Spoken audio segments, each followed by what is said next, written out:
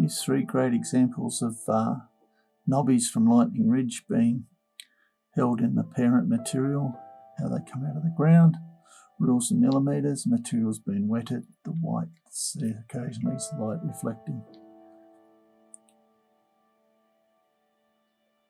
You can see here, if we kept tumbling, the opal wears away at the same rate as this clay that's almost opalized. So you just lose both. So we tend to leave them at this stage.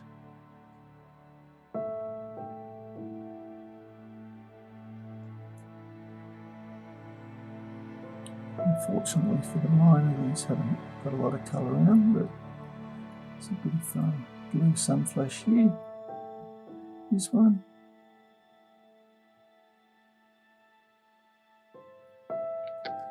Anyway, I hope you've enjoyed looking at those. Great for a showcase. Cheers.